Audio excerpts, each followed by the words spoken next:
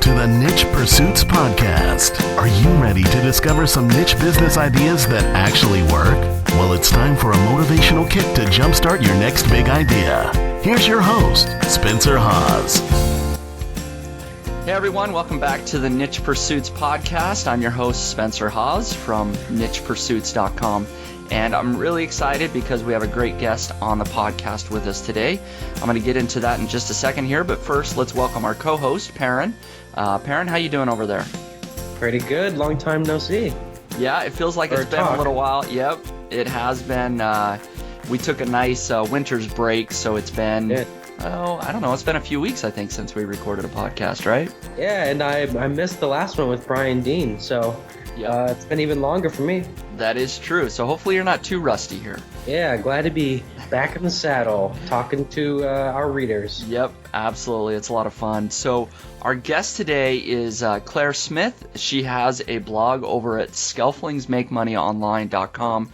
We're going to go into her entire story here, but she's having a lot of success with niche websites. But the interesting thing is that she does not build backlinks at all, and we're going to dive into that, what that really means, no backlinks, because it's an interesting strategy that we haven't fully implemented ourselves.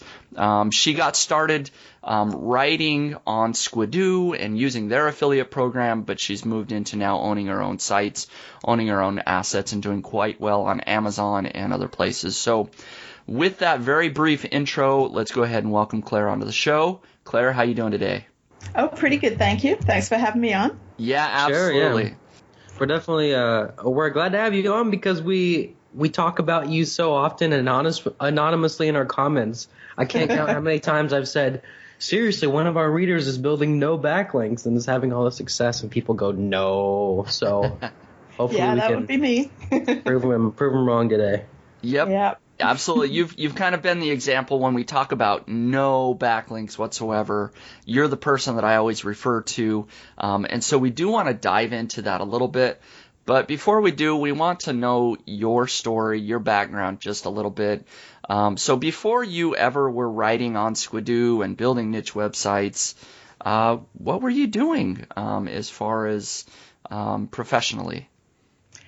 Professionally, for the most part, I was a dentist, actually, for 12 years. I was in university forever, it seems, and ended up as a dentist. I did that for the 12 years. The first 5 was in one office, and, I just got to the point where I was asking myself, is this it?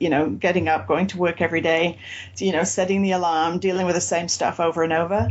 And I got to the point where I was pretty bored of it, and I managed to kind of stretch out another 7 years to pay the student loans off by doing locum dentistry. So that's just filling in at different offices when the dentists are on vacation, so then the office can stay open. So it's a little, it's challenging, but it was just a change. Like, it was just that break of routine. So I was able to, even when I was doing that the last few years, I had time to do some work online and that kind of thing. So, yeah. That's very interesting. So kind of a different background. I don't find a lot of dentists quitting their practice and doing things online. I actually know quite a few dentists, and they seem happy with where they are. But why did you get started online? What was your first venture? What got you started down that path of online marketing? Well, actually, it was one of my patients when I was still a student in dental school. She was an antique dealer, and she'd started selling on eBay, and she was telling me about eBay. This was around, 1999, so eBay was pretty young then. And I started actually shopping on there myself and looking for stuff. And around that time, I graduated in 2000 from dental school. So we started going to local auction sales just to get furniture for our house and that kind of thing. And we started buying boxes of stuff to sell on eBay. Because with my student loans being at the level they were at and my earnings being at the level they were at as a new dentist, I was barely making ends meet. So I wanted a part-time job where I didn't have to go and stand somewhere where somebody would see that the dentist in town needed a part-time job. I just didn't want to do any extra hours of dentistry if I didn't have to. Right. So I started doing that. So we started to, like, we started off with breakables, then we learned you don't ship breakables through the mail. You sell things like books and linens, tablecloths, stuff that doesn't break. And I managed to find 3 books. They were from they're actually from Chicago. They were the Lakeside Press. They were collectibles, and I bought the 3 of them like in boxes for like $1, and I sold them for about $1,200.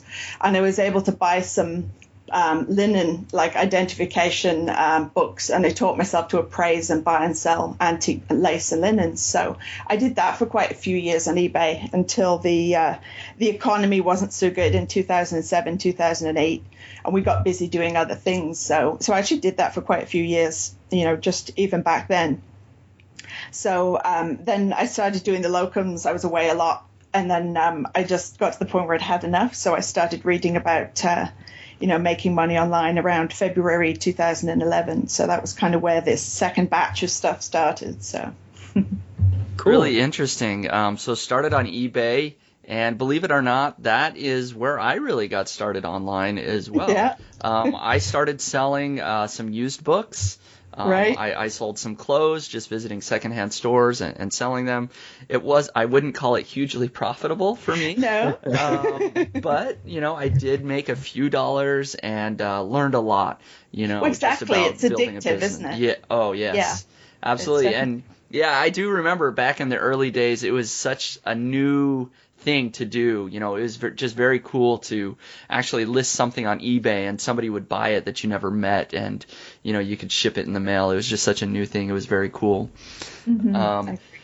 So very interesting that's your background. And then you said you started reading more in 2011 about making money online. Where did that lead you? What was sort of your next step in the evolution of your business?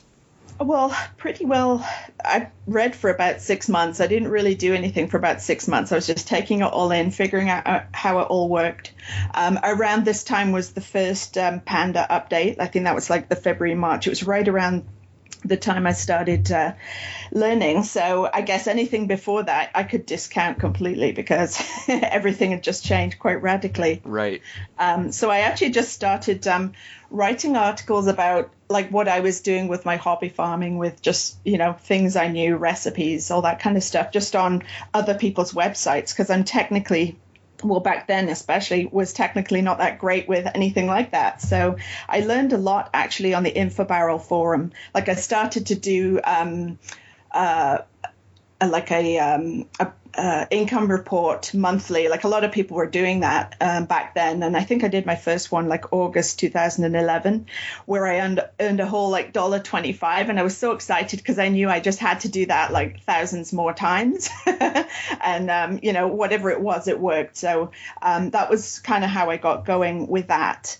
As I went on, I started to realize I didn't really want my content, my articles that I was writing on somebody else's website. So I wanted to be in control of it. But the other thing I'd learned around that time was writing about your hobbies is great, but it's going to take years and years and years to pay off if it ever does. And I, at that time, had given myself a goal of making $1,000 a month online and giving up my job by the end of the year. And with doing that, I started to realize, if I wanted to make these goals, I had to write about products, write about what people were buying, write about things that paid you well when you did that and you did it well. So that was, I started to change a little bit about what I was writing about and just target more commercial type topics. So yeah, that's kind of how that's. Do you remember any of those? Just for a fun anecdote. Oh, what things I've written about? Yeah, stuff that you, I mean, not the hobbies necessarily, but the stuff that you started writing about. I mean, my favorite anecdote about niche pursuits is that Spencer was writing about buffalo nickels for a while, and stuff. So I'm definitely I've written curious. about coveralls, welly boots, like rubber boots. I don't know, just random stuff. I don't know. I mean, a lot of it I still write about, if it's like cameras, photography, whatever it is. Like there's a lot that I started with back then that I've just fine tuned it really. So there's really nothing too weird. Like I wasn't I felt like I had to have some interest in it or some knowledge to even know if the writers had written a decent article, if it was outsourced, which I had started doing by that point. So, yeah. So you started writing on InfoBarrel and Squidoo, if I'm correct, right? Mm-hmm. And Hub Pages, yeah. And Hub Pages, okay. And then why did you switch to building out your own sites at that point? It was mostly just because the rules were constantly changing, like especially on Squidoo. Some of the content that was published would be locked, so it would be unpublished. So then it would no longer be earning, and you'd have to figure out, how to either get it republished or what have you. So you ended up wasting energy on something that you'd already spent one lot of energy on. It just seemed like you're having to constantly redo things. So as much as I didn't really want to have to learn how to set up a website, I made myself do it. So and I mean, I'm so glad I did now, but I know I wouldn't be where I am now if I hadn't had all that feedback and the increased traffic and analytics and that kind of thing that I was getting from those Web 2.0 sites. Like, I was able to fine tune what I was doing a lot quicker because of the increased traffic early on with those, that I might not have had the momentum with my own sites originally if I didn't know what already worked elsewhere. That's very interesting. You're able to earn some good or learn some good lessons on those Web 2.0 sites that you've now been able to carry on to your own sites, to your own properties. And I think that's important really for anybody. One thing that I always say is people just need to take action, whatever that may be, even if what you're doing right now doesn't end up being what you're going to do long term. You can learn so many things just by taking action, following certain steps that you'll be able to apply a lot of those things in the future in your business. And so I want to give people a snapshot of what kind of success that you are having right now. And we're going to dive into what led to this success, but to give people the big picture of what they might be able to shoot for, can you give us an idea of the kind of success that you and your husband are having right now with niche sites? Sure. We're around like low 5 figures monthly, like pretty well all of that's Amazon affiliate payments, affiliate earnings. Mm-hmm. I guess like I was looking at it the other day, and since like through our own Amazon affiliate, we've probably sold about $4.3 million worth of stuff for Amazon, like in the last 2.5 years. If we start tying in the Squidoo earnings as well, like we have to be over about 7 million. The analytics for that's a lot harder. It was always a lot harder to follow and figure out, but I used to add it up monthly or daily actually. And so I think we're in that kind of ballpark. So you start to see a lot of patterns when you see that many sales come through, but that's about the level that we're at. And I mean, obviously the monthly earnings vary. Sometimes they're double what they are in other months, but it just depends on the month, which niche site is in season, right. That kind of thing. So. Yeah, and I did mention briefly that your husband is building niche sites with you. I've had an interaction, almost bought a site from him at one point, so I know he's building sites as well. Can you give us an idea of how many sites both you and your husband have in your portfolio right now?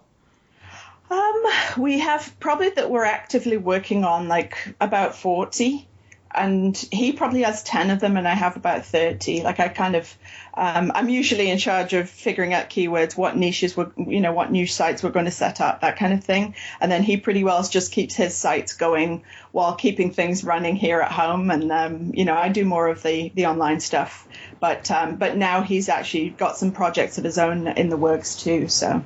Cool. I wonder if we can dive into that a little bit more, because it seems like you are one of the last of that breed who has lots and lots of sites. We've been preaching on our site that, you should kind of focus on one big authority site. And I think a lot of other people are moving that direction now. But you are absolutely crushing it with a portfolio of 40 sites. And to me, because my job is to manage a bunch of sites, that seems crazy. It seems so hard. So I'm wondering if you can talk a little bit about the kind of work it takes to manage that many sites, and to what extent having a lot of sites in your portfolio contributes to the level of success you guys have experienced.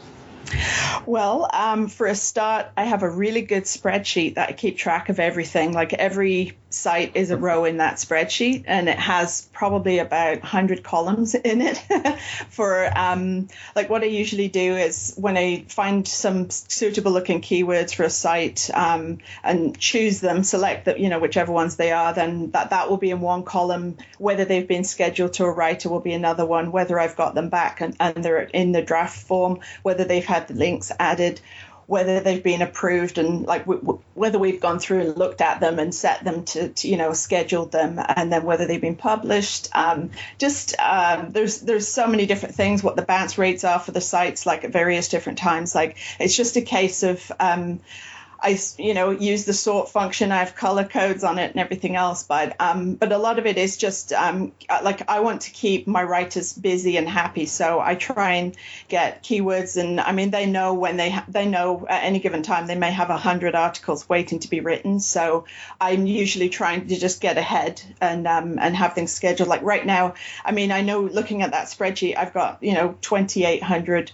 Articles published. I've got another 550 odd scheduled to publish. I can look at the summaries, but then I can also sort by the sites and see which ones need to be, have certain type of work done on them next. So that helps me stay organized, like definitely.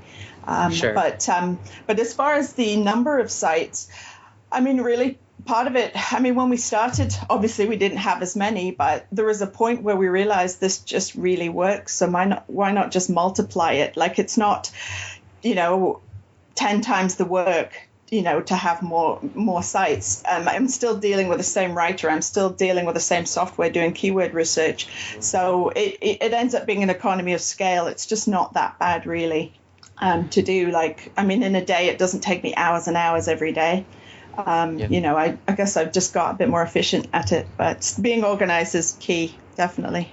For sure. And so maybe I can ask you if you've ever considered sort of expanding or scaling vertically instead of horizontally. Have you had a site where you thought, man, this would be a really good, super deep site if I added 100 articles to this one instead of starting another site?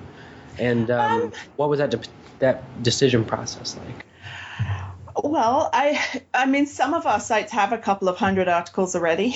Like we usually publish weekly on them, each of them. So there's none of the niches I'm in love with enough to do that. Like I have thought about doing some authority sites, but I think they would just be in completely different niches, and they'd probably be closer aligned to my hobbies than just to a particular niche, like with the products that we're dealing with. Sure. Yeah, that makes sense. No, very good. I have tons of follow-up questions. We want to dive into your process a little bit, but I sort of started off the podcast here mentioning that you're doing no link building. So let's go ahead and dive into that fact. I find your process very interesting for building niche sites, and really the very unique thing is that you're doing no link building. Why aren't you doing any link building for your sites? Isn't that what ranks sites in Google? I have no idea. I've never tried it. No, I would say originally, I mean, really, I guess it comes down to laziness, though. Yeah, efficiency sounds much better.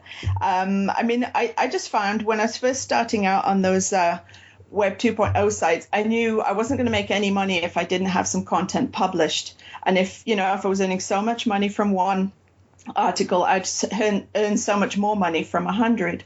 And it was more a matter of resources at that point. It was just like, well, do I have to spend my time or pay somebody to write 2 or 3 articles that's never going to earn any money? They're only ever going to be used for backlinks, and they're not going to be monetized.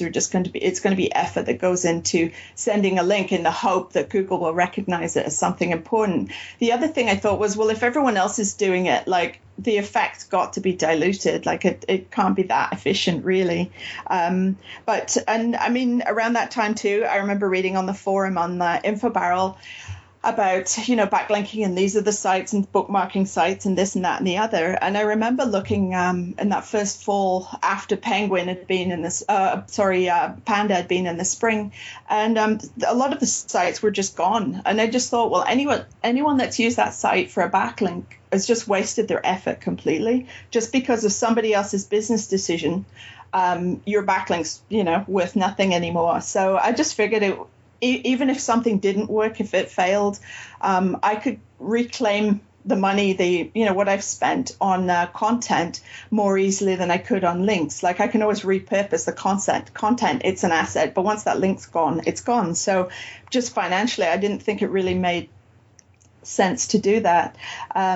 So yeah, I just figured, well, if I'm going to pay somebody $5 or $10 or whatever it was to make a page, then the best thing I could do was give it its best odds, like choose something that wasn't competitive and then just monetize that page as well. So everything that I wrote was monetized. So, and I can understand that because building links is a lot of work. And yeah, so, that would be boring too. And it's boring. Yeah, I mean, I let other people do my link building. I would hire that. Yeah, it is a tedious, long process to do sort of link building properly.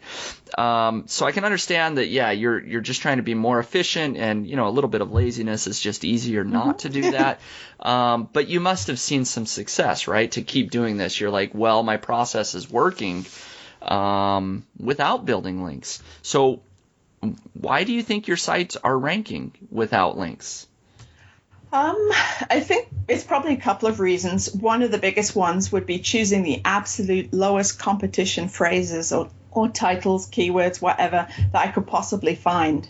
And I mean, that we'll go into that with my process, but it's, I figure if Google's starved of content at that level, if people are typing something into Google and they're not getting very good results, because, if it's just like forum posts and Alibaba pages and that kind of thing, then I know it's fair game, because the odds of them putting your content on that front page when you're answering somebody's question is pretty good. So, I mean, really, it's just a case of, having the odds in your favor all the way through here. So I think that's part of it, is just writing about things that people don't want to write about or don't know about, or just figure that the search volume's too long on that phrase to bother with.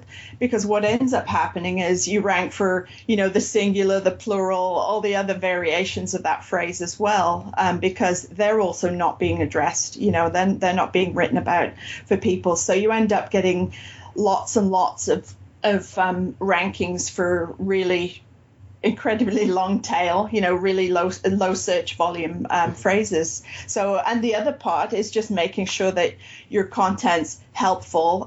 We usually do like decent length, 600 to 1,000 word articles. So, usually there's enough phrases and synonyms, and I don't want the same keyword phrase repeated over and over. Like, I don't ask for any particular keyword density. I want it written naturally, because it just picks up so many more of those long tails. So I think that's it. But I don't even really pay that close of attention to analyzing my rankings. So Sure. It just seems to work. Yeah. I have a few follow-ups here. If you're not building any links, I'm very curious about how long it takes for you to rank, both now with new sites and then for content that you add to existing sites. And I guess we can start there. I have one other question that's burning a hole in my pocket, but maybe we can. Okay. Well, it depends. It depends on the niche. I'm finding, quite a few of our sites that new sites that we've set up in the last 3 months have been making sales in their first month or their second month, which is unusual, because for the most of last year it was 6 months, and I mean, it used to be way back, it was the first month or two, you knew you got a good niche when you were getting sales in the first month. So, I mean, even that it's not a ton of traffic, but it's traffic that's really well targeted, because it's really long tails that they're coming in on. So you're giving them what they want. So that seems to work very well. And I'm sorry, I forgot the other part of the question. No, that makes sense. I was asking how long versus new sites and old sites. Do you see a difference there? Not really, but I don't really look for that specifically. I don't worry about it too much. Sure. Once I get them going, it's just, oh yeah, the earnings are going up. I don't really analyze it that much. I'm more likely to analyze like the bounce rate or something like that than the actual rate of it coming in, because there's really nothing I can do about it except just keep producing more content. So it's not something I look at that closely. And I certainly don't have enough analytics or, tracking IDs set up where I'd know if I actually made sales from a brand new site. But I know when I'm starting a brand new site, usually, it may be months. Like it depends how competitive it is, and that kind of thing. Yeah, that makes sense. And so the other question I had was that it sounds like you're looking for very low competition keywords.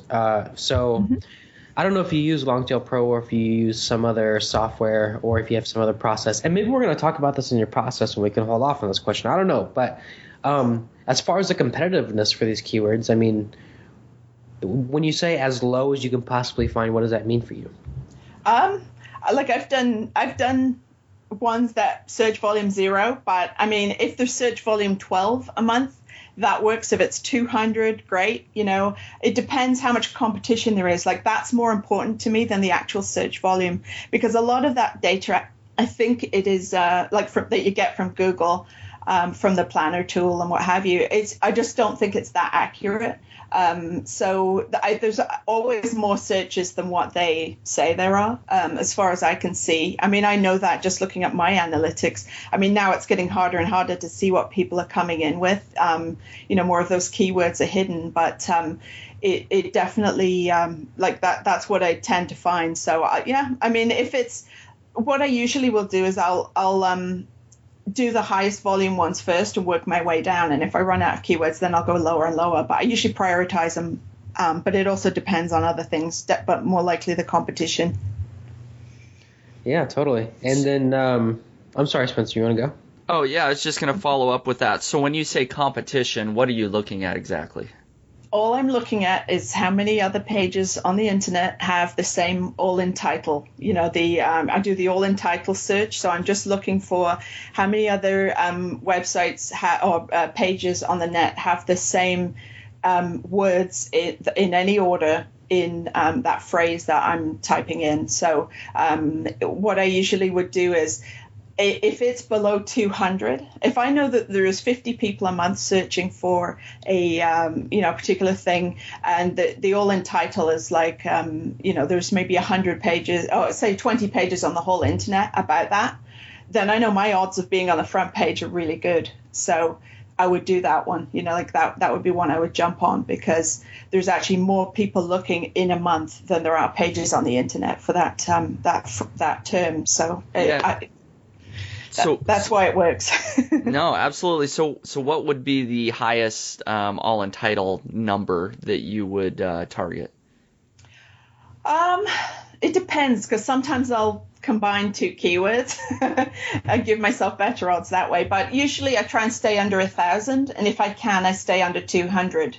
But if I find I've only got maybe 15 keywords and I want to start the website with at least 40, then I'll start to make allowances, and I'll start to work my way up. But I'll probably pick the all-in title phrase, like the ones with all-in title of 500, before I would pick the 1,000 ones. So I'll just prioritize it. So. And are you doing that manually on Google, or are you using a tool to check that?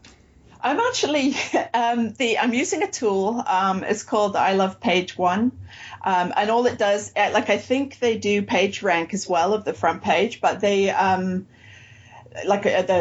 top page in the SERPs. But what they also do is all-in title for that phrase. And I did actually get some software done years ago, but that's broken because I've changed laptops a couple of times. So I mean, I did actually use. I've used a lot of different scraper programs, because all I really need is a list of keywords and the all-in title and the search volume, and I can tell you if it's worth doing or not. Or that that's all I really need to do it. So so it just depends on the software. But I've just been going to the Google Keywords tool and using that. I've been kind of lazy lately, and I make them up as well, because I know what patterns I'm seeing, so I just make them up a lot of the time as well. So yep. And so to give people an idea out there, if they want to do an all-in title search in Google, what's the exact query that they should use? It is all-in title, and then all one word. So ALLTITLE. Allintitle, and then the colon, and then the phrase. I think some people will put it in quotes, but I don't. I just figure I'll be a little harder on myself, and it can be in any order. If it's not an exact match, it's not a big deal. So often when you do these kind of queries, Google will make you fill in a CAPTCHA because software will do this. So I think it's something that triggers a CAPTCHA sometimes. So it's not a big deal. They just make you type it in and then it'll come up. And it's usually not very often. It's not every time we do it manually or anything, but it's just very simple test. Yep, it is. And just so people do know listening, Longtail Pro does offer that metric. It's called Google Title Competition is what we call it. So if people want to check that box, they can check it. And you are correct that Google will pull up a CAPTCHA if you do a lot of these in sort of fast repetition. So within Longtail Pro, you can put a delay in there. So it takes a little bit longer, but you shouldn't get as many CAPTCHAs. So very cool. That's interesting that you are using the Allintitle because that seems like something that originally when I started, maybe 5 years ago, I was doing, but I don't really use that anymore because I look at the first page of Google now. I sort of analyze what does the first page of Google look like and take that approach. But yours is easier to implement, I guess. You're just looking at one number, and if it matches under 1,000 or 500, you go for it. If it doesn't, you don't go for it. So it's a very simple strategy to implement. So very interesting to hear that you're having really good success with that. Let's also dive a little bit deeper into your process of finding keywords. So we know how you look at the competition. How are you actually generating a list? How are you brainstorming and coming up with topics to target? Well, one thing that I do just to find out if it's a niche worth bothering with is go to the Amazon bestsellers list. Like if you're wanting to set up an Amazon site, it makes sense to find out what are people buying a lot of. So you can look and see what kind of bestseller lists there even are. That tells you something. I mean, that tells you something about the niche, but you can drill down, based on some of those. What, like I said, I've done before is, say you decide on, blenders or kitchen equipment or what have you, then I would say go to the Google keyword tool, or with various other software where, I would get it to scrape for best blenders or, best microwaves or whatever it was, and see what it came up with. And then once I get a CSV file with a bunch of just generated or scraped keywords, that's when I would get the Allintitle on those. And way back I was doing that manually, but now I have the software to do that. And then once I have a nice juicy Excel file to go through, then I'll actually start to do ratios of them and sort them by that ratio. So that, again, it just makes things jump right out at you. So then you may, when looking at that, go, oh, you know what? Microwaves are really competitive. Blenders aren't. Maybe I'll go with, you might want to do something really niche just on the blenders and blending and health and that kind of thing. It might not necessarily have to be a general kitchen site. So it just depends how much depth you want to go into and with the site and whether you're really interested in that topic, Say you're looking at ratios. Are you looking at search volume versus the title competition? Yeah, absolutely. Okay. I put the title competition above the search volume, and if it's under 1, then I'm usually pretty happy with that. But the lower the number, if it's 0.001, then that means there's probably 100 or 1,000 times more people searching than pages on the net. So that's the one I would outsource first. I work my way down the list. I sort by that and I work my way down. That's usually what I do. Interesting. And so do you have any specific search volume? I know you kind of mentioned that's maybe not quite as important, but do you find yourself mostly just targeting keywords that are, less than 500 search volume a month or something like that? Yeah, pretty well, because else you end up over that 500 pages as well. Mm-hmm. Your Allintitle ends up getting a lot higher. Sometimes if there's a phrase or keyword that I know is really useful, will be really useful for the readers, like, the site will be missing something without it, I may put it in, and sometimes I'll modify it and add, turn it into a question, like, what is the best blender under, $200 or whatever it is, and stretch it out a bit. Mm-hmm. And because sometimes you'll get the what is the best blender searches, like you can stretch it a bit, if there's something that you want to, like if there's some higher level ones, higher competition ones. And again, like I said, sometimes I'll put two together, where you're going to end up ranking for a whole bunch of different phrases, even in the title. And then, you just figure out which look like the most favorable and pick those, combine those. Can you tell me what that looks like? Say we are using a microwave example. What would be an example of a microwave title that has two phrases in it? Oh, I don't know. Well, one would be like best microwave. Best microwave reviews. I mean, that's one that. I mean, you get best microwave and you get microwave reviews, but I mean, there probably would be some other phrase in there, like best, retro microwave. They seem to be pretty popular. So then you get retro microwave reviews. But some of them can be longer than that. You might want best rated something, or, there can be other phrases in there modifying things. But yeah, just something like that where there's a couple of words in common in the middle, and the rest of it is two separate phrases. So, yeah, that makes sense. All right. So, was there anything else specifically with finding keywords in your process there that we haven't covered that you'd like to mention? I can't think of anything. I mean, really, it's just. I have used scraping programs where you can get thousands and thousands of blender words or microwave, phrases.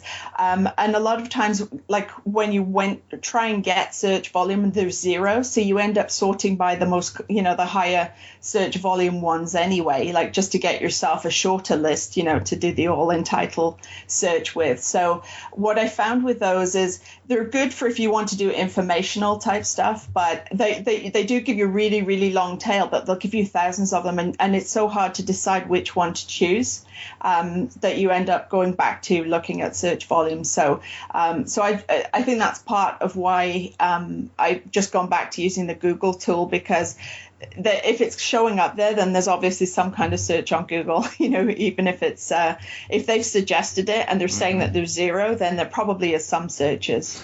So True. Yep. Yeah. So that makes sense. So let's go ahead and dive into your process for creating content that is actually ranking on Google. So you've picked a keyword. Let's maybe pick an example. We've talked about best microwave or best blenders. Let's say best blender reviews is a keyword that we want to target. Do you have a primary article that is sort of more in depth and has more reviews on it, and then lots of other smaller articles, or how does your content process work? Well, they're pretty well self-contained.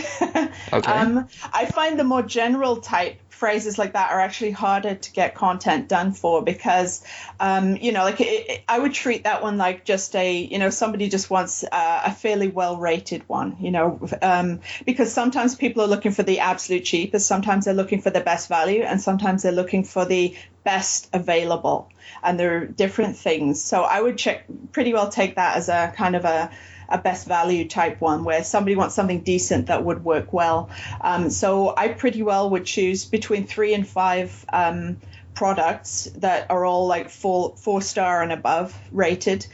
What I found when we do 3 products, when we were doing it on Squidoo, actually, it was more so than, and I guess we see that now, but the click-through is a lot better with 5 than it is with 3.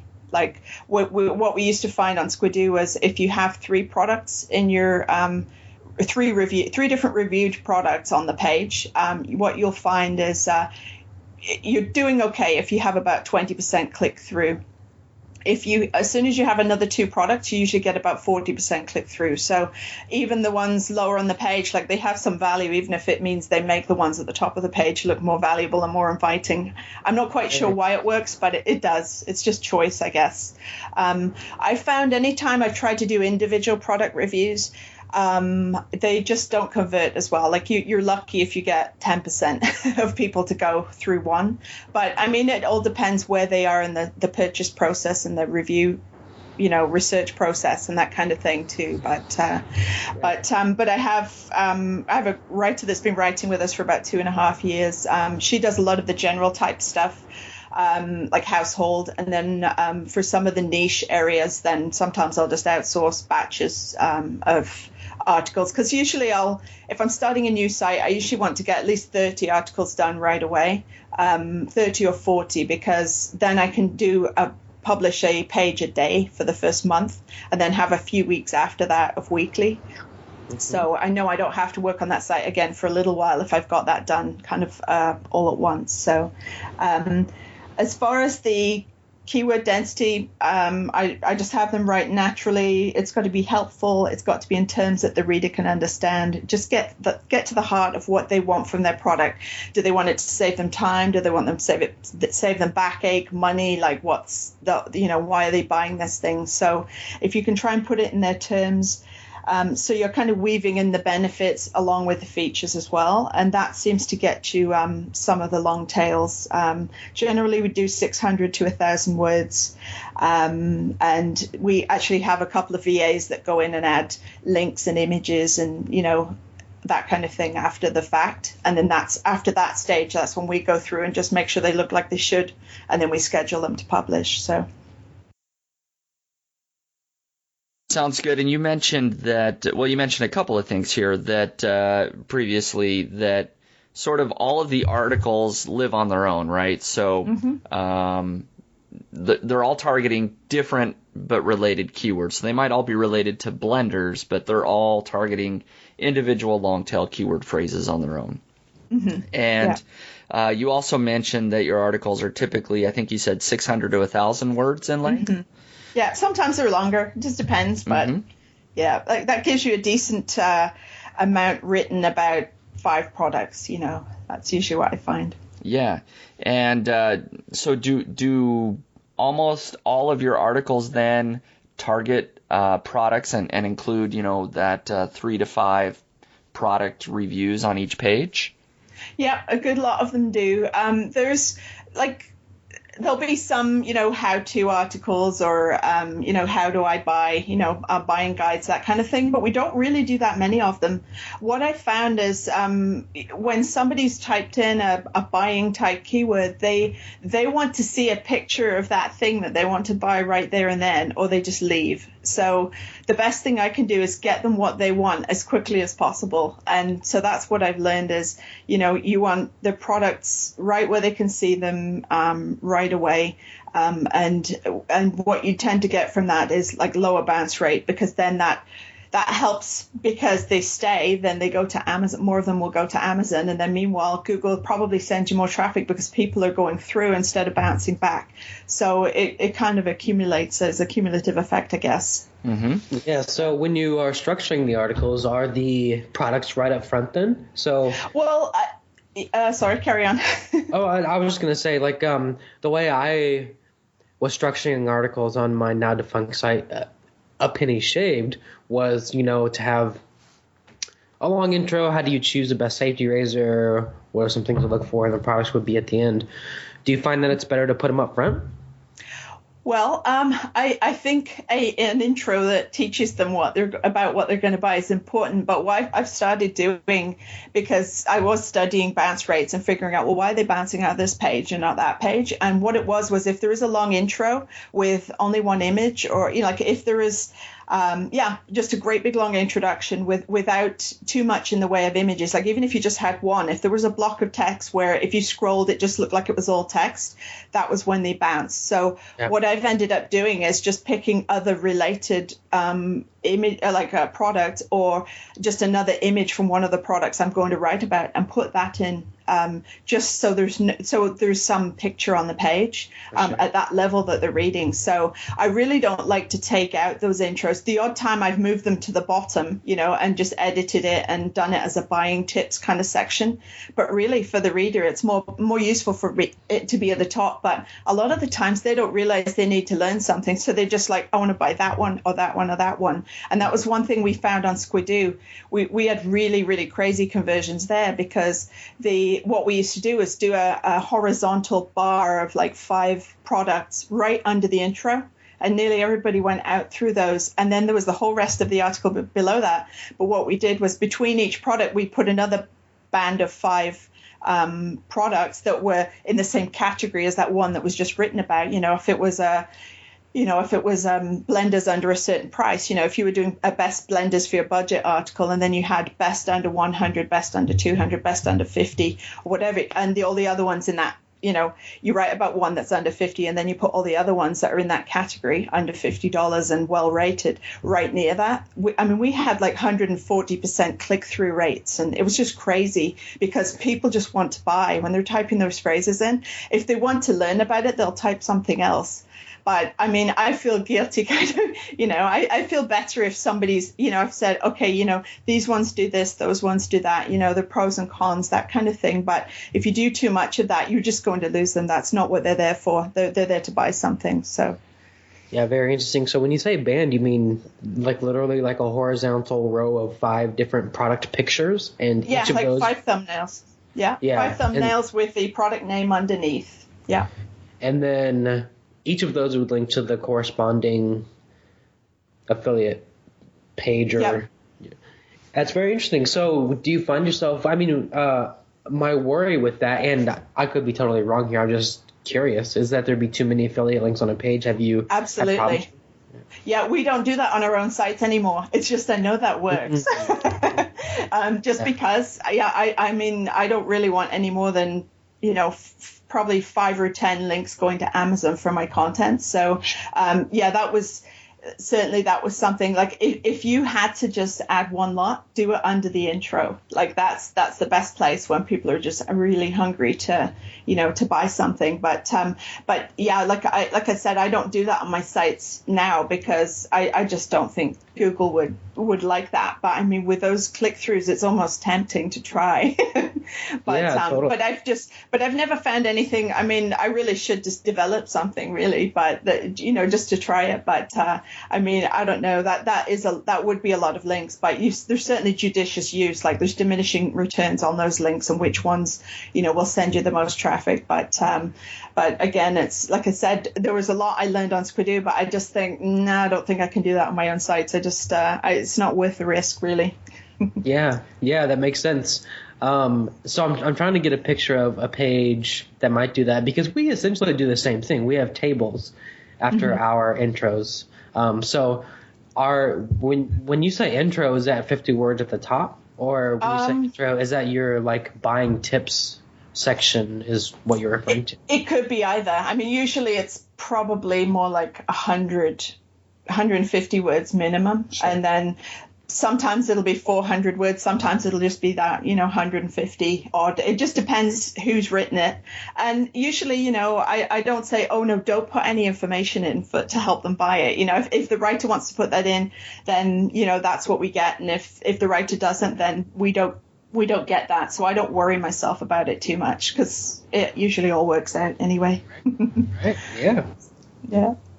So, no, I wanted to ask about bounce rate. You've mentioned bounce rate a few times. Obviously, that's an important metric to you. You're keeping track of it on your spreadsheet. You feel like Google is looking at bounce rate. If people are coming back to Google after visiting your site, that means they must not have gotten the information that they wanted. Is there a specific metric that you're looking at as far as a number of, what bounce rate is good in your opinion, and what are some of your tips that you have for improving bounce rates? Well, I would certainly love my bounce rates to be a lot lower than they are. A lot of them are in about the 70% range, or even to 80. Like I would consider that starting to get uncomfortable and me feeling, uncomfortable about that. On Squidoo, they used to be about 45%, and that was because everybody was going through to Amazon from all those links. So it's a balance, really. I mean, as far as I can see, it's giving people what they want, but without it looking too spammy or putting irrelevant stuff in there. What I usually do is I know to work, like certain niches just have higher bounce rates anyway. People are more fidgety. They don't pay attention as much when they're shopping for certain things. And I know when I have more than one site in a niche, we see that pattern. There's certain themes that we use that we know that there's an inherent higher bounce rate with some than others. Like that's just something that I've seen. Because I sort by bounce rate, quite often what I'll do is go in, have a look, record all the bounce rates for the sites, and then sort them and see which is the highest. But sometimes it depends if it's an exact match or not, because a lot of times the highest trafficked page will be the main page on an exact match domain, whereas on some of the other articles on some of the branded type sites, they actually there'll be an individual page that has that, a higher traffic level, and that tends to weight your bounce rate a little bit as well. So depending on if it's say an exact match type site, so one where your homepage is getting more of the traffic than anything else, then that's the page I would try and fix first. If I looked in Google Analytics and actually found, I usually would sort, it comes up by traffic, descending traffic. And so I would look at that page first and look at it and go, okay, have I got a menu on there? Are there too many ads above the fold? Like, is there a category that I know is really hot right now? Should I put, some links to that kind of prominent up at the top? If it's, something where you want winter, like say you've got outdoor, sports equipment and it's winter time. Well, you don't necessarily want all your tennis stuff at the top of that page. So you start to rearrange it and just make it match and just, and then you go back to it a few days later, have a look at that. If it's an actual article, if it's an actual kind of an internal page of your site. One thing I've found actually is the category pages, usually the bounce rate's really, really low on them. So I always make sure I have I use my categories well, and I don't worry about tags too much. It's more categories, just organizing things so people can find it, because when they go to this category pages, the bounce rate's usually 0 or like 20%. It's usually really low, so it helps make your site look better, like bring your marks down. But when you go to an individual, like actual article page, sometimes things like having too much spaces between your paragraphs, like or your subheadings if you have them.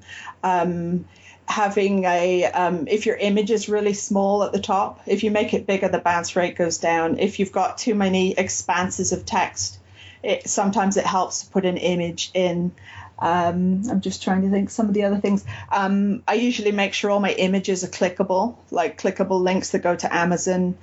I bold any anchor text. So if I have any, like sometimes I usually put a link in the introduction as well after the first paragraph that says, check out whatever it is on Amazon here. And I usually bold those, and they're like call to action type ones. And they usually will get you about 15% of your traffic that's going to Amazon will go through there. So things like that, just making sure people can see your links, that they're bold. If they click on an image, they're not just going to go to some media page on your site. They're actually going to go to Amazon, because the reason that they clicked on that image in the first place, they wanted to go and buy it or at least look at it closer. So I'm just trying to think. Yeah, making sure your categories are well organized. And if you're using themes where you can rearrange the order of your posts on your homepage, then certainly look at what are the most popular articles or keywords at that time and put them up near the top, like even things in the same categories. And certainly if your homepage has a high bounce rate, make sure you've got a menu like above the fold that they can see, because often that's something that people can't find their way into your category pages very easily if you don't have something like that. So having related article plugins also helps. Like it might reduce the bounce rate by maybe 8%, is what I found. The larger the images, like if you can get something that's got some nice thumbnails, that generally works. But I mean, you can certainly look this stuff up. There's a lot online. I mean, it's a case of tweaking something, like having a record of what your bounce rate was, tweaking something and then moving on to another. But, if you've got two articles, two content pages that one's got a high bounce rate, one's got a low bounce rate, best thing you can do is just look at them and just what are your impressions when you look, and just tweak things. So that tends to help. Yeah, lots of great tips there that people can use, hopefully, to reduce their bounce rates as well. I feel like I should have asked a little bit earlier. We made this big emphasis that you're not building links. So, of course, that entire process of finding keywords and building out the content like we've just gone over is what you do. But at the end of the day, are your sites actually getting any links? Do you go back and see if they're getting any natural without your involvement whatsoever? A few of them do, not very many. We don't solicit any, a lot of mine, I've even taken off the social because, you might, after having 10,000 visitors, not have any social shares. And it's not because the content's not, it's terrible. It's because people are shopping. Like they're not going to tell their friends, when they just want to go and buy it and, have it shipped to their house. So a lot of what we do, I don't think we get a lot of backlinks, but we do get some, generally from like other review sites. Our biggest sites, the sites that get the most traffic, seem to get the most backlinks as well. They just pop up, but yeah. I don't check that often for them. Sure. No, it makes sense. Things seem to work without them. So yeah. Why would you check? So it's really a long tail keyword play here, and we're talking, very, very low competition keywords, often very, very low search volume as well. But because you're doing it, where there is no competition, you can rank better, and lots of articles adds up to a decent amount of search volume. And so you've proven that that model can work very, very well. Are there any other tips that you would like to share about building niche sites that we haven't really covered up to this point? I think one that's pretty important, and I mean, if you don't get this right, your bounce rate's going to be high right off the bat, is to take your time interpreting the keywords that you're going to use. Try and really figure out what somebody wants when they're typing that into Google. I mean, this is magic. Like they're actually telling us exactly what they want to buy or look at. And the longer the tail, the more words they put in to modify that, the closer and closer you can get to giving them exactly what they're looking for. So, if somebody's looking for the, best high-end, microwave, and you're putting in the cheapest ones in the article, you're not going to sell them because that's not what they're looking for. And just because you can't afford to buy something yourself, don't leave it out of an article. If it's something where you figure, somebody's looking for something under $1,000, go up to $1,000, get as close to that as you can, because just because you can't afford it doesn't mean somebody else can't. And the other thing is, if you have writers writing for you, keep an eye on how well they're interpreting that, because not everyone seems to be able to do that, and just figure, okay, what's the intent behind this? Does somebody just want to buy something quickly that's cheap, that's not a complete lemon, or do they want something that's going to last them a few years? Like you can tell from what they've typed in, what that phrase is. If it's best rated, whatever, then don't be doing the cheap stuff. Like give them the best stuff, the best value or the best on the market, like the things that are high end, because that's what they're looking for. So things will convert better if you take your time and just realize there is a person typing that in. What were they looking for? What would you be looking for if you typed that in? And just put yourself in their place, because it really does make it. I mean, it's magic that we get to be able to do this. This is so cool. Like nobody's ever been able to do this. This is great. I think I love this side of it. It's kind of a game, really, I guess. But the other thing is, obviously, it's a slow process doing it this way. What I do, I mean, there's some stats I obsess over, like there's things I want to improve, things I want to reduce, but one thing that I find is keeping myself busy on the next site stops me worrying about the site that I just did. Because the beauty of this is it just seems to work over and over. It's slow, but of what we've done, we really don't have too many duds. So it's just a case of having faith. The first few times you think, oh God, have I just spent whatever and I'm not going to get it back? But, it just takes time. The other thing too is just, everything you do, you need to be thinking about increasing your odds of success. It may seem like an expensive thing to set up a site and just let it go, but if you compare it to the money that you'd be spending on domaining and on articles and PBNs and managing those systems or buying backlink packages, like it's really not that bad. The other thing is I use EMDs or PMDs as well, just, have them not narrow things down too much. If you're doing some, I don't know, power tool niche and you're only writing about cordless and not corded, you're going to miss out on quite a bit of the market. But if you're just writing about home ones versus business, home is fine because, that's where most of your customers are going to be. So just be careful about not narrowing it down too much. Yeah, for sure. Well, before we got you on the podcast and actually gave you a call, Spencer was like, maybe she will inspire us to start another niche site. And I think you have. I think I'm ready to go. So. Oh, that's cool.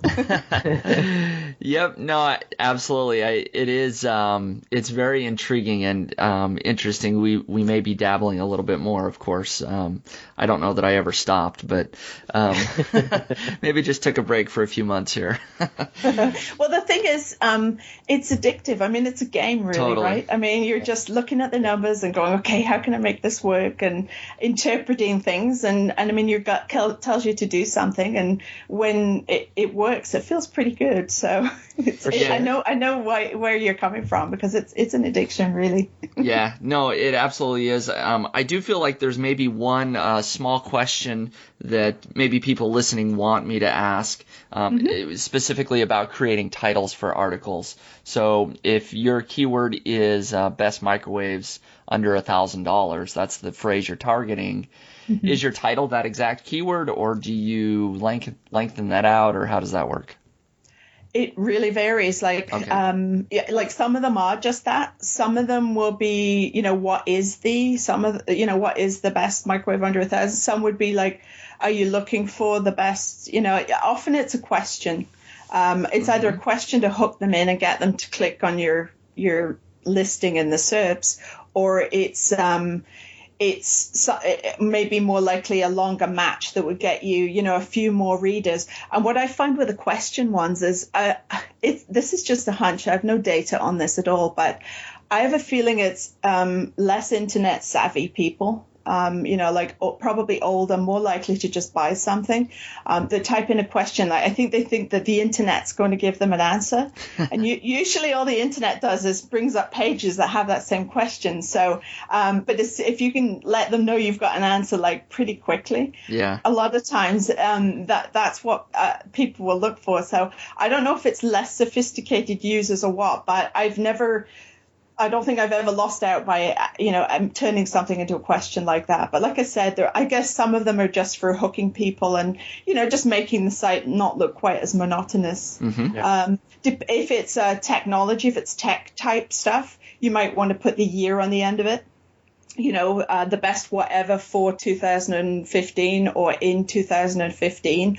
Or what have you. So because a lot of times, people don't want last year's laptops or whatever it is. So that sometimes can get you a bit more traffic as well, because you'll get the people that didn't type the year in as well, and the ones that did. So there's definitely ways of extending it, but generally questions and adding the year if it's techie. I mean, There's some niches where it just doesn't matter. People don't care. The models never change. It's the same stuff over and over kind of thing. So the year's not really that relevant. But I would say if it's a young guy type niche, if it's stereos and all that kind of stuff, put the year on it. Right. No, that makes sense. I have a couple of more questions. I hope you don't mind. I think we've run problem. a little bit over time here, so I hope you're okay hanging out with us I'm fine, few more minutes. So, and now of course I forgot the question I was going to ask, but just your publishing schedule. I just wanted to review that. You've sort of mentioned it in bits and pieces here, basically, and I think this is pretty key to your strategy here as well, is that you're producing regular content. It sounds like when you start a site, you do an article every day for 30 days, and then after that it's once a week, probably just for as long as the site is successful. Is that about right? Yeah, pretty well. Yeah. And would you say that's pretty key to the strategy? You think that's maybe why that Google's ranking you so well, is because your site has so much fresh content? It could be. It could just also be that we end up with a volume of content by doing it that way. Very true. Yeah. There's a lot more there. I mean, it costs you more to produce, but what I'm doing this year, like I've got a couple of seasonal sites. Now Christmas is out of the way. I'm probably not going to bother publishing anything on them all year, and I'm just kind of interested to see what they do. I did have one last year that I thought was going to be a dud. That wasn't a seasonal one, that I thought, oh, what the heck, I'll put 10, 12 articles on it in October, and it did really well at Christmas, better than it had done. So even having a break of 6 months, I don't think will hurt a site if you want to get ready for a particular season, as long as you give it, a few months ahead, to a lead time for it to get going again. But I do have, I think, 5 that I'm just going to let sit. That that it's just it's such a narrow niche. There's not that many phrases, not that many keywords worth doing, but it's something expensive. So then I'll just wait, and I kind of want to leave them and see what happens, So it's kind of an experiment as well. But because for the most part, what made us do this in the first place was 18 months ago, 2 years ago, when we were starting, we noticed if we went more than a week between posts, the traffic seemed to get be a lot lower. So we just thought, well, let's just do something once a week, because if you left it 8 days, 10 days, it would just be starting to drop. But I mean, who knows? That could have just been the day of the week. But I know Nathan was looking at that. My husband was looking at that, and I just thought, well, you know what? It'll add more content anyway. It's not that expensive for what you can get back out of it. So, it's definitely worth a try. So. Absolutely, yeah. Good tips there. At least a model that if people are wanting to try what you're doing, I think we've laid it out pretty well here. Exactly. We didn't mention one thing explicitly here that I think that perhaps we should is Google penalties. You mentioned Panda had just come out when you got started, so maybe that didn't matter so much, but lots of penalties, or updates I should say, have come out with Google. There's been the Penguin update and other things that they've updated in their algorithm, and every time that happens, it seems like people that are actively building backlinks suddenly need to change their strategies. For example, in our recent past, we were building lots of PBNs, and those PBNs, got essentially de-indexed in Google, and of course our sites didn't rank as well anymore because of that. With this strategy, what's happened to your sites when Google updates have come out? For the most part, especially the Penguins, they seem to go up. I can look at my analytics for last year and give you the dates that they did updates, because we get jumps up each time. And I think that's probably as we start to rank for shorter and shorter long tails when, if somebody else's site's gone down. We have had a couple of times, and I think it's just more sloppy site building, where I think we've probably had duplicate content issues with tags and category pages, and we've just got to the point where we'll just won't index any of that stuff. So we've been using the SEO Yoast plugin, and we've had some come back actually. There's one I contacted you about at the end of the summer when your knife site went back up. This site did the same thing, and I mean, it did really well over Christmas. So nice. I was quite pleased about that. But I mean, it was down all summer, and that's when I started going through and making sure things weren't indexed that would have been duplicate type content, same titles, that kind of thing. Then that's the only thing that we've really noticed, with that. So we've been pretty fortunate so far. Yeah. We'll see how long it lasts. No, absolutely. It's been a good ride so far, though. That is the one thing that I find really attractive and interesting about this model of no link building is you eliminate a ton of possibility of getting penalized, really, because a big part of the updates in Google is focused on off-page optimization, is focused on what people are doing to build links. And if you're not even participating at all in that arena, well, then there's no possibility of your site getting penalized in that particular type of update. Of course, as you mentioned, there's always on-page things that your site could get penalized, but by eliminating all of that off-page penalty possibility, it just makes it very, very attractive, of course. So I wanted to just sort of state that more explicitly here. One huge reason why this particular model is attractive, why you're doing it, and perhaps why people listening might be interested in doing it as well. So I know that you mentioned recently that you might have some other projects that you're going to begin working on, perhaps. Is there anything that you wanted to mention here, other projects that you have in the works right now? We're actually kind of part of Chris Guthrie's FBA group Right. on Facebook. Yeah, so we've actually got our first product up and it's selling on Amazon. It's pretty slow just because we're waiting for our first reviews. It just takes time. Like for the way we're doing it, it just takes time. So my husband's actually taking care of most of that. I've been helping just with the copywriting and research, and I'll probably end up getting that's something that I probably could do an authority site for, and I'll be the one dealing with all the content for that, I would think, and the keywords and that kind of thing. So that's something, that's pretty big that we're doing. I've been doing some domaining. I haven't done as much of it this year, but it's buying domains to sell, and it's a good game, but I'm just not prepared to email people and see if they want to buy my domain that they really don't want. So, but I have had sales from people coming to me, so it means I'm on the right track. So that's just kind of another one of those looking for a needle in a haystack type games that I like. So that's just kind of fun for me to go through and look and buy things to flip. I've done it before and I like doing it. So, I'll probably sell a few sites this year, some of the smaller sites. And I'm actually, after seeing you, doing the thing at the Rhodium weekend, about replacing yourself, I probably am going to try and replace myself in the Amazon business so I can spend more time. I'd actually like to do more of the lead generation, that kind of thing, and just try a slightly new game. This is good, but I think I probably can have somebody else come in and help me do that. They'll learn a lot. I'll be able to spend a bit more time, doing other things and learning a few more skills. Because, really, our skills are pretty basic. We just do the same thing over and over. So, I'm ready for a change anyway. So that's pretty well it. Yeah, no, absolutely. Some interesting things going on. And yes, I definitely remember at the Rhodium weekend, a speaker that talked about replacing yourself and what you can do to kind of remove yourself from your business. And I've thought about that quite a bit. As well. But there's a lot of things that you can systematize in your business, and eventually, if you do it right, you're not even involved hardly at all in your business, which is maybe the goal for everybody. At least I think should be, out there. So thanks for sharing a little bit more about your business. Do you have any final business advice that you'd like to share with listeners that you haven't shared already?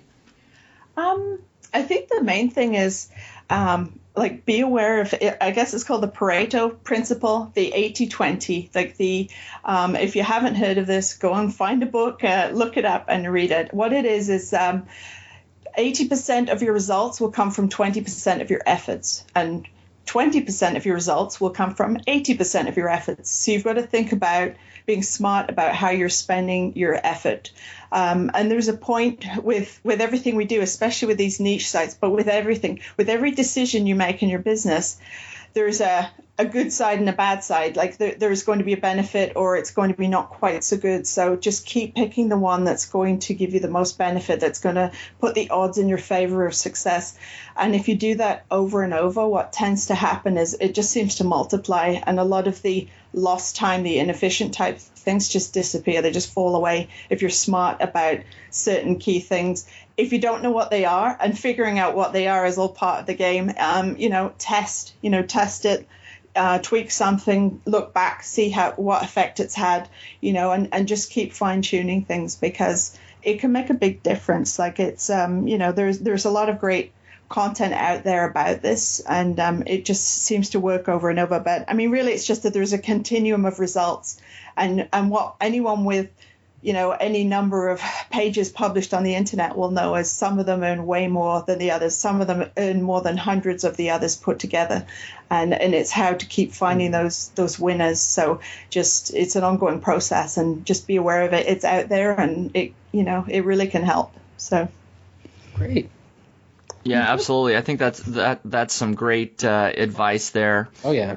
Now, if people want to follow along with what you're doing, or if you'd like to send anybody anywhere that's listening, where would you like to send them? Well, I haven't really been publishing very much, but my Scaffoldings Make Money Online blog, I did actually just do an update post for the new year. So I'm on there. If people have questions, they can email me through there. Usually there's a lot of comments on the posts, so I usually reply to all the comments on there. So if you have questions, if you want anything clarified about what I've talked about today, I'm happy to answer questions on Spencer's blog too. I'm happy to teach people, because it's such a good game. Like it's fun to do. So totally. Yeah, absolutely. And we'll have the comments section open. So if anybody wants to come over to the Niche Pursuits blog where this podcast is published, they can ask questions there. Overall, Claire, I just want to thank you so much for coming on the podcast. It's been a ton of fun having you on. I know you were a little bit nervous about coming on originally, but glad we convinced you to jump on with us. Thanks. Yeah, no, it's been pretty good fun. Hopefully people can understand. I have one last question. Yeah, then I have one last question before you go. Are you holding a chicken in your Skype photo? Yes, I am, but I'm not right now. So. Okay, yeah. Good. Yeah, it's a Belgian Duclay. So yeah. Yeah. Maybe you can bring him on the next time. Yeah, maybe. Well, I'm in this room in the house just because it's on the furthest side away from where the roosters are, so hopefully you can't hear them. Nope, haven't heard them. So, no, very awesome. Thanks again, Claire. We appreciate your time very much. Oh, no problem. It's a pleasure. All right, we'll see ya. Okay, bye.